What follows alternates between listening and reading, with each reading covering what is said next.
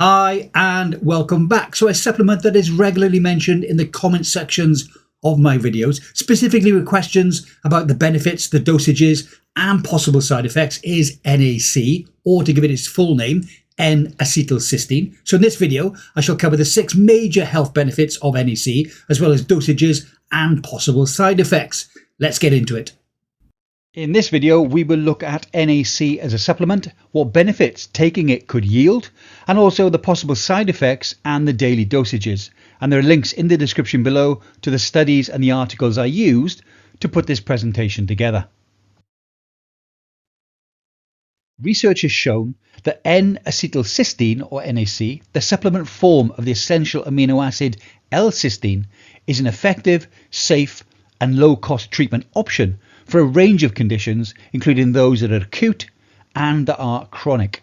Not only has it been used for 3 decades as an effective mucolytic agent, that's a mucus thinner, but it also has uses including reducing inflammation, protecting the liver, and preventing or treating drug toxicity, insulin resistance, and infertility due to PCOS, to name just a few. NAC is an amino acid that helps the body create and use protective antioxidants. While cysteine is found in many high protein foods, NAC is only acquired by taking supplements or prescription drugs. Because the human body can create some NAC from other amino acids, it's considered to be a semi-essential amino acid. This means there isn't a daily requirement of NAC that you must get from your diet, but getting higher amounts can certainly benefit some people. Let's take a look at some benefits of NAC supplementation. NAC is a precursor of L-cysteine, which results in glutathione biosynthesis. Along with glutamine and glycine, NAC is an amino acid that is needed to produce what's arguably the most important antioxidant in the human body. The most important NAC mechanisms of action are its antioxidant and its anti-inflammatory effects. These are due to its ability to increase glutathione levels, scavenge free radicals, and reduce oxidative stress. This is why it's recommended as a potential treatment for different disorders resulting from free oxygen radicals, such as liver disease, Alzheimer's, Parkinson's, and some cancers. So is NAC safe to take during pregnancy? Studies have shown no maternal or fetal harmful effects of NAC supplementation.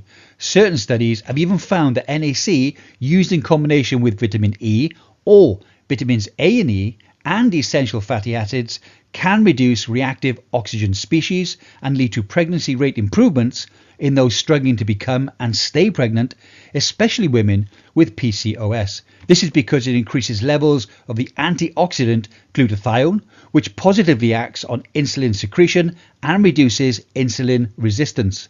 This is believed to be associated with PCOS.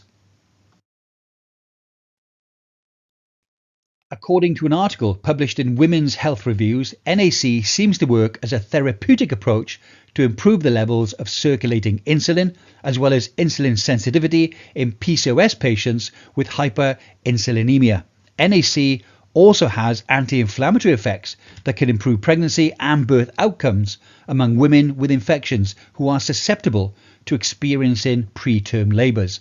Doses of about 0.6 grams of NAC daily can be taken along with progesterone after week 16 of pregnancy in order to protect against preterm birth recurrence. Remember, this is not medical advice. Please check with your medical professional before starting any supplement regime. NAC has the ability to reduce mucus secretions and phlegm, as well as to reduce coughing, wheezing, and people who have trouble breathing.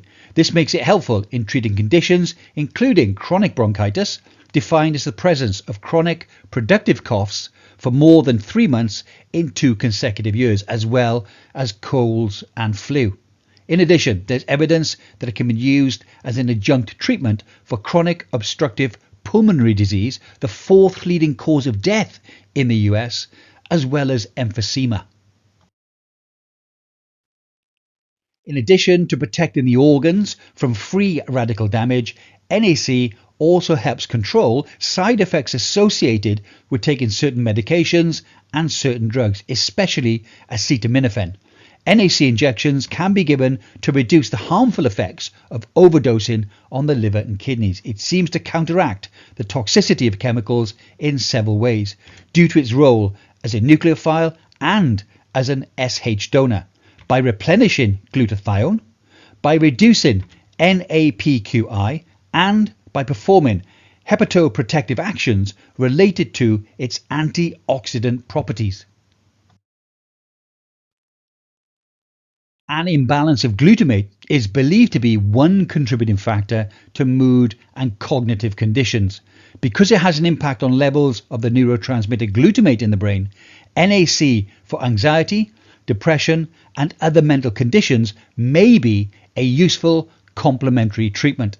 It has specifically been shown to have positive therapeutic impacts on psychiatric syndromes that are either characterized by oxidative stress or impulsivity or compulsivity. According to a Psychology Today article, there have been many studies on this compound, including neuroimaging studies, and it has been investigated in innumerable disorders such as depression, bipolar disorder, OCD, PTSD, schizophrenia, addiction, eating disorders, and Alzheimer's disease. While there's still a need for more research showing how NAC works in the brain, there is evidence that NAC seems to help with ruminations. These are difficult to control extreme negative self-thoughts. It can help make these thought patterns less distressing and less likely to evoke serious worry or fear and to trigger depression. Although it has not been shown to be a cancer treatment, there's evidence that NAC can defend against cancer by neutralizing the free radicals that cause damage to DNA. In animal studies, animals fed with NAC experienced less cellular damage and fewer lung, colon, and bladder tumors compared to those that were fed a normal diet. Clinical studies show there are several ways in which NAC can help defend against certain types of cancer. These include regulating the expression of genes that are involved in oxidative stress and inflammation pathways, increasing antioxidant status, and by reducing the production of inflammatory cytokines and proteins. Additionally, it can be used to help cancer patients overcome the side effects associated with certain drugs and certain treatments. NAC is an over-the-counter supplement and is also available through prescription in injection form. While the amino acid cysteine is found in foods including chicken, turkey, other meats, garlic, yogurt and eggs, NAC is only acquired by taking supplements or by taking drugs. There isn't a daily requirement for NAC or an agreed upon optimal dose for NAC supplements.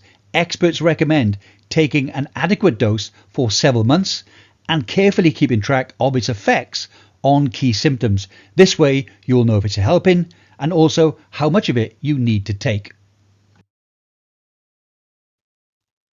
I will now cover general NAC dosage recommendations depending on the symptoms or the condition that you're trying to treat. Between 600 and 1800 milligrams of NAC daily seems to be effective against many conditions. 600 milligram capsules taken 2 or 3 times a day is the recommended dose to start with. There's evidence that 2000 milligrams a day is safe for most adults.